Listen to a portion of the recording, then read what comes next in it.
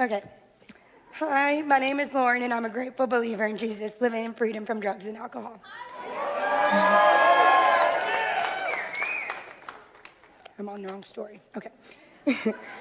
For a long time, I lived in chaos, pain, and consequences of my own choices. I tried to fix everything on my own, but all I ever did was make things worse.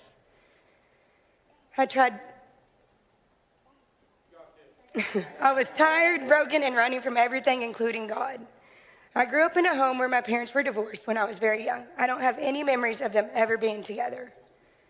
By the time I was around 5, my mom had remarried, and my dad had 2. I used to say I had 4 parents, and in a lot of ways that was true. The truth is, I never needed or wanted for anything as a child. I was provided for, protected, and taken care of. I didn't realize until much later how that comfort slowly turned into entitlement as an adult. When I was 9 years old, my dad gave me one of the greatest gifts of my childhood, my twin brother and sister.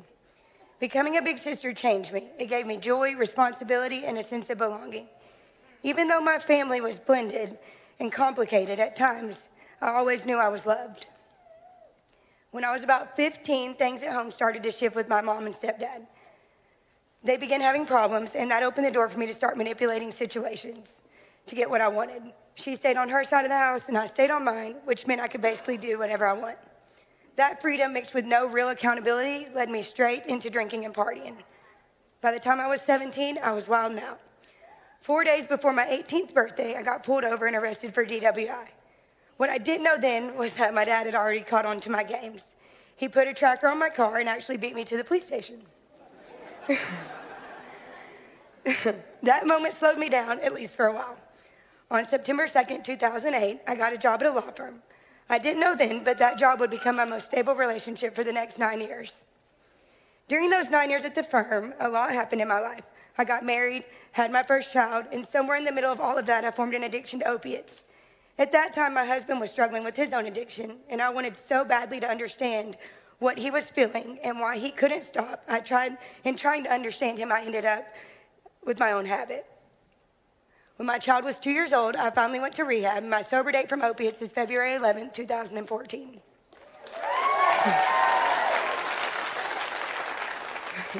A date I still hold on to. But instead of true freedom, I was put on Suboxone, and I stayed on it for 2 years. I was sober from opiates, but I wasn't free. Eventually, I left my husband and went back to someone from my past, a high school nightmare, far from a sweetheart. We had a second child together, and by that point, I'd gotten off of Suboxone, but instead of turning to God or healthier choices, I turned to meth. My life began spiraling in ways I had never imagined. My relationship with my second husband was full of toxicity, physical abuse, emotional abuse, manipulation, and chaos. The sad part is that I used to be so judgmental of women in those situations. I'd say things like, I would never stay with a man who hits me. I'd never stay with a man who cheats on me. I'd never be with anyone who talks to me like that. But the funny thing about my life is every time I start saying I would never, God has a funny way of humbling me. There I was, alone with a man who treated me worse than I could have ever imagined, convincing myself he was Prince Charming. But God had mercy on me, and he took that man out of my life the only way I would have ever left. He went to prison. I divorced him, and I tried to move forward. I honestly thought that leaving that relationship would fix everything. It didn't. Not long after, I found out I was pregnant again, and for years I had judged mothers who got pregnant but wouldn't stop using drugs. I said I would never. But on December 23rd, 2019, I found myself living the very thing that I judged. I already had 2 boys, and I was struggling to be a mom to the 2 that I had. And to be completely honest, I wasn't just struggling to be a mom. My mother and her boyfriend had pretty much taken over raising both of them. I hadn't been to a single doctor's appointment. I couldn't stop using meth, and I told myself the baby had to be a boy. And I planned to give it up for adoption. On December 23rd, I received adoption papers, and that same day, after 2 C-sections, I had a baby naturally. She was a girl. God has a funny way of showing you that he is still in control. And after that, I had to deal with DHS and a Garrett's Law case. I would get sober off and on, but it would never stick. I'd get a job, I'd get my life together, and I'd fall right back. I eventually beat my DHS case, but the truth is I was still using meth. I was surviving, not living. I was functioning, not free. Fast forward to July of 2022, out of nowhere, I got a message from someone I hadn't heard from in forever, Bray. We had met years before and hung out and had a little thing, but it pulled but life pulled us in different directions. Every now and then, he'd call or we'd message, but this time it felt different. This time it pulled us into a whole new chapter, one I wasn't prepared for. What followed was every relationship problem you can imagine in a full-blown meth addiction. And then some. The chaos, the lies, the fights, the traumas, the highs, the lows, we lived through all of it. We kept repeating the same cycle over and over, convincing ourselves it was love, but addiction was running our show. We stayed in that cycle until April 15th of 2025. That date became a turning point, and it was the beginning of the end of that life and the start of something God had been trying to lead me toward for years. Before that date, I kept hearing about a place called Incura Treatment Centers and something called NAD. I would Google it over and over. I was fascinated. I read about NAD for hours. I had friends who went to Incura, and I'd heard nothing but good things, and deep down, I wanted to try it. I wanted to stop. I would beg Sean, let's get clean, please, let's stop. But he always said, not right now, or one of us could find a way or an excuse out of it. Still, something in me was waking up, and I couldn't shake the feeling that God was trying to get my attention.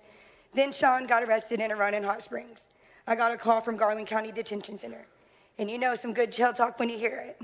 Baby, I'm sorry, I love you. But this time, something was different, and I wasn't falling for the same cycle anymore. So we made a deal. You see, nothing had ever really been set up for either of us. I had never been single long enough to live forlorn, and Sean had never had a stable drug-free environment to come home to, not one that he wanted to be in. So I told him this was our last try and we were going to do it right. While Sean was incarcerated, I started getting things in order. I got my insurance situated.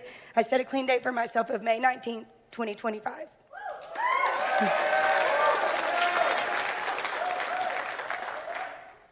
The funny part is I had a little girl with me, so in order to go to treatment, I had to lie to my family. They thought I was doing continuing education for my job as a caregiver through the VA.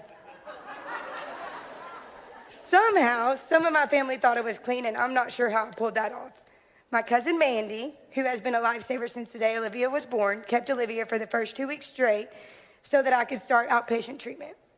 For the first time in a long time, I was taking steps for myself. Not for a man, not to fix chaos, not to cover up a mess, but because I wanted a different life. I wanted freedom. I wanted God to do something new in me. In those first 10 days of treatment, I met someone who would change the direction of my walk with God, Justin Scott.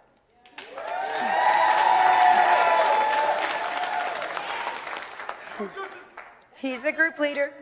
He's the group leader at Incura. He kept talking about a place called Forever Free on Tuesday nights. He'd say, come with me, I'll buy you dinner. Anyone who knows Justin knows he's sneaky in the best way. He's gentle, loving, and somehow able to pull people toward the kingdom without ever forcing a thing. What I didn't know was that Forever Free was held at the same church I went to with my first husband, the same church where my first child, Eric, was dedicated, and the same church where I was baptized in 2011. God wasn't nudging me, he was bringing me full circle. So on my second Tuesday, I went and I cried my eyes out. The NAD treatment was good. It got me off meth, but I realized I was missing something deeper. I was missing Jesus. For the next 2.5 weeks, I was either at a meeting or in church every single night, and I couldn't get enough. Something in me was waking up, something that had been buried under addiction, chaos, and survival for years. There were still a few big problems in my way. I was living in a home full of addicts, and my cousin, the one I hoped would come to treatment with me, wasn't ready, and I wasn't ready to leave him behind, and I wanted him to get clean with me, but he wasn't hearing it, and he still isn't. I didn't really have anywhere else to live then either, not without coming clean about being in rehab. At this point, I was finally gaining some much-needed weight, and I didn't want it to get out of control. I was bouncing back and forth between my house and our property in the country between Jacksonville and Cabot. One Thursday, I'd gotten home from a meeting, and I was about to start my run. Right then, Sean called from jail. I answered. We were laughing. He was happy I was in treatment, and for the first time in a long time, it felt like things could be different. I walked outside, still on the phone, stepped into the street, and then everything went black. A car hit me going 55 miles per hour. I broke my leg in 3 places and cracked my skull. I don't remember much. I was completely out of it. The next thing I know, I wake up in the hospital, and my dad was standing over me, and he says, "What's Incura?" When I woke up from the hospital, 2 things hit me immediately. The first was, why? I've been in church every day this week. I'm doing everything right. And the second one was, oh no, I'm going to be back on pain pills. Please, God, don't let this happen to me. Even in the middle of trauma, my fear wasn't broken bones. It was going backwards. One of the counselors in training at Incura called my phone that my dad had at that point and asked how I was doing. If you know my dad, when it's time to step in for his kids, he steps all the way in. Richard Dennis, who we call City, told my dad, Incura is a treatment center for drug addiction. My dad says, my daughter has 5 years clean. City says, no, but she's got a good 30 days under her belt. There were so many blessings hidden inside that accident. For the first time in years, everyone knew the truth. I didn't have a single secret left to hide. I didn't have to pretend anymore. I didn't have to juggle lies or keep up a facade. Everything was out in the open, and as painful as it was freeing. I got to move in with my dad, not exactly what I imagined at 35, living with my father in a wheelchair, unable to even take a bath by myself, but I was so thankful. God had stripped me down to nothing but dependence on him, on others, and on honesty. Where most people would think this season would break me, it actually brought me closer to Jesus than I'd ever been. Being hit by that vehicle didn't just break my bones, it broke my pride, my secrets, and my self-reliance. God used it to rebuild me from the inside out.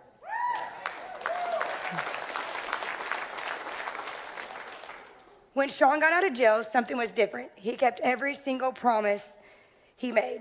And he started his own walk with Jesus. From that point, there were two things you could count on. If it was Tuesday or it was Saturday, you could find Sean and me at Forever for Your Church. Over the next few months as a couple, we drew closer to Jesus than we ever had before. I completed a process group, which helped me work through my steps. I got a sponsor. I gained some of the most positive role models and leaders I ever had in my life. They are people who refuse to let me drift. They pull me back the moment they see me slipping. They don't care what excuse I have. I'll say, I told you I was on vacation and checked in online. And they'll say, okay, well, I'm just checking on you. They don't let me disappear. They don't let me isolate. And they don't let me go back to the old me. Even though I was doing what I was supposed to be doing, going to meetings, going to church, working my steps, I knew one thing was for sure. I wasn't doing it alone. I had a support system and accountability partners who had my back no matter what. These are people who didn't just cheer me on when things were good. They checked on me. They noticed me, not for what I had or what they needed from me, but because they genuinely cared about me. Real friends with no agenda. They reminded me of who I was becoming and not who I used to be. For the first time in my life, I had people who loved me enough to tell me the truth. People who weren't impressed by excuses. People who didn't let me disappear into old patterns. The kind of support, that kind of accountability kept me grounded. It kept me moving forward. One of the things I love most about my new self is this. In addiction, I wasn't much for women. I used to say dumb things like, I get along better with men, or I can't stand two-faced people, so I just hang out with guys. Just little snide remarks that came from a place of low self-worth. The truth is, I'd become a hater of women. Not because of anything they did, but because of how broken I was inside. Looking back, if there was any group I should have been mad at, it should have been men. But instead, I turned my hurt inward and sideways. I didn't see my own value, so I couldn't see theirs either. But today, I love women. God has completely flipped my heart, and he laid it on me so clearly. Love these 6 sisters back to life. Show them that they matter. Show them they are mine. Now, every single woman I meet, every one of my sisters in recovery matters to me because she matters to God. I get to show them the same grace that was shown to me. That's step 12 in action. Even though step 12 isn't my favorite step, that's the one that changed me the most. It taught me that my healing isn't just for me. It's so I can reach back and help the next woman out of the pit I used to live in. My favorite steps are step 3 and 10. Step 3 says, we make the decision to turn our lives and our wills over to the only higher power, Jesus Christ. That step changed everything for me. It wasn't just words, it was surrender. It was finally admitting that my way had never worked and God's way was the only way that would ever lead me to freedom. Romans 10:13 says, everyone who calls on the name of the Lord will be saved. And I'm living proof of that. I called on him broken, addicted, ashamed, and exhausted, and he saved me. Not because I earned it, not because I deserved it, but because he is faithful.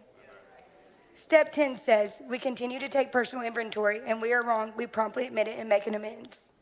Cling to your faith in Christ and keep your conscience clear. That's 1 Timothy 1:19. These two things together have become a foundation for my recovery. Today, forgiveness is one of the biggest keys in my walk, not just forgiving others, but forgiving myself. If I don't practice forgiveness, I drown in shame and regret, and I know where shame leads, right back to the darkness God pulled me out of.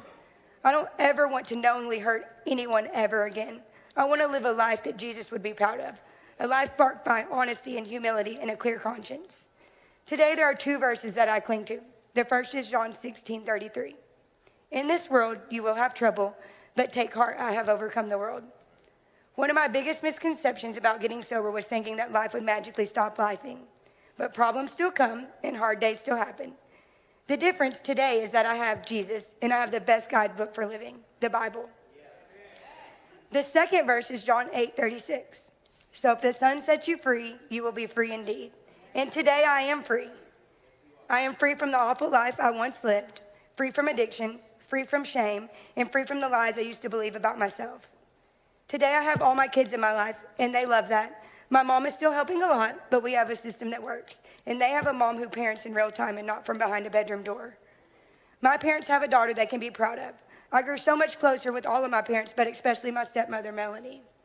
When I moved in with her and my dad, she did everything for me. Like I said earlier, it wasn't what I expected at 35 years old, but she treated me like a queen. She fed me 3 meals a day. She took me to every doctor's appointment. She literally bathed me. Even though we had always had a good relationship, we've never been this close. That season bonded us in a way I never saw coming, and I'm thankful she put her whole life on pause to take care of me. And my husband, yes, my husband, has a wife who loves him as biblically as possible. We are not a normal horror story of addiction, and we did it. We did it together and with Jesus at the center. Looking back, I can honestly say God didn't just restore what addiction had taken from me. He gave me a purpose I never could have imagined. As I sit here today, I have over a year's sobriety, and even with all the madness, year 35 has been the best year of my life. I completed a process group, and it set the tone for my journey to total freedom. If you haven't joined one, I'd highly recommend it. That's where I learned the good stuff, the deep stuff, the stuff that actually changes you.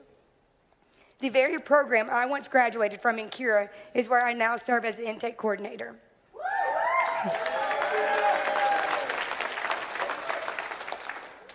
A few weeks ago, during service, a missionary spoke about how God has a plan for every one of us, that we're all called to do something, and that each of us has a golden thread running through our lives. In that moment, for the first time ever, I knew deep in my spirit I was doing exactly what God called me to do. Today, I'm walking in purpose that God has for my life. And I'm just so grateful I get to help people get clean. I get to watch them start new lives. And eventually, if they don't know Jesus, I get to lead them to him. And if that's not rewarding, I don't know what is. I also lead a process group here at the church where I get to watch women walk through the same steps I once did and reach the same freedom God has gave me. Going through a process group the second time has been just as rewarding as the first, but for completely different reasons. For the first time, you're fighting for your own life, your own healing, your own identity. The second time, you get to watch Jesus do for someone else what he did for you. You're not just surviving anymore, you're paying attention. You're present. You're able to dig deeper into your own walk with Christ while watching him transform lives right in front of you. And getting to be a part of that is one of the greatest privileges of my life. Before I close, I want to take a minute to speak directly to those of you who are here for the very first time. If this is your first time to Forever Free, welcome. I'm so glad you're here. Maybe someone invited you, and maybe you almost didn't come tonight. Maybe you're sitting there wondering if this program can really help someone like you. And I understand those feelings because I remember what it was like to be the newcomer. I want to encourage you to keep coming back. Don't let tonight be your only visit. Make Forever Free part of your life. Be here every Tuesday night. And don't stop there. Find as many recovery meetings as you can throughout the week. The more you surround yourself with people who are pursuing freedom, the stronger you will become. Recovery doesn't happen by accident. It happens one day, one meeting, and one step at a time. When I first started this journey, I was either at Forever Free or church almost every day. I needed that structure. I needed that accountability, and I needed people reminding me who I was becoming. Even today, I still stay connected because Christ-centered recovery speaks straight to my soul. The ministry gave me people who understood me and pointed me to a God who never left me. That's why I want to encourage you. Don't do this alone. Stay connected. Get involved in share groups. Get into a process group. Find a church home. Find a sponsor who loves you enough to tell you the truth, even when it's hard. For me, that's Rainey. She tells me what I need to hear, not what I want to hear. And I'm standing here today because I listened. Work your recovery. Don't just attend meetings. Work the steps. Let God change your heart. If you're sitting here tonight wondering whether you'll ever be different, let me tell you what I've learned. You don't have to stay the way that you are. Your past does not have to define your future. God is still changing lives. He's still setting people free. If he can do it for me, he can do it for you. So don't give up. Keep coming back. Keep trusting God and keep working the process. And one day, you'll be the one standing here where I am telling someone else that freedom is possible, because it is. You can really be forever free. Thanks for letting me share.